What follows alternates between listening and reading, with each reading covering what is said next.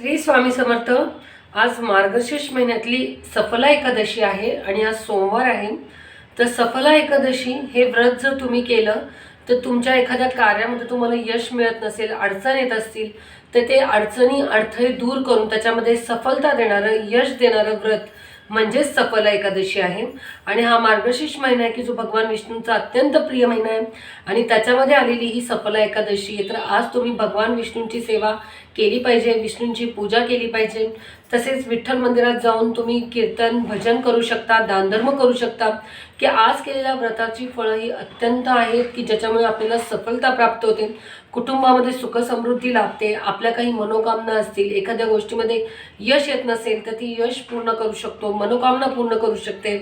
त्याचप्रमाणे ह्या आज केलेल्या व्रताच्या पूजेमुळे आपल्याला सर्व कार्यामध्ये यश मिळते, अपूर्ण कामे पूर्ण होतात।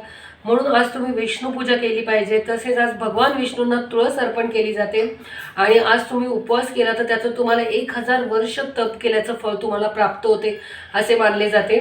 तरी तुम्ही आज सफला एकादशीची पूजा नक्की करा। तसेच आज आपलं सोमवार आहे तर आपलं शिवशंकराचा अभिषेक करा, रुद्र स्तोत्र वाचा, त्याचप्रमाणे शिवमहिम्न वाचा की जेणेकरून शिवशंकरांची सेवा केल्यामुळे आपल्या जीवनातल्या अडीअडचणी दूर होतील, नोकरी विवाहाचे प्रश्न सुटतील, व्यसनमुक्ती होईल। तरी आज तुम्ही ही सेवा नक्की करा। आपल्याला काही अनुभव असतील तर आम्हाला नक्की सांगा। श्री स्वामी समर्थ।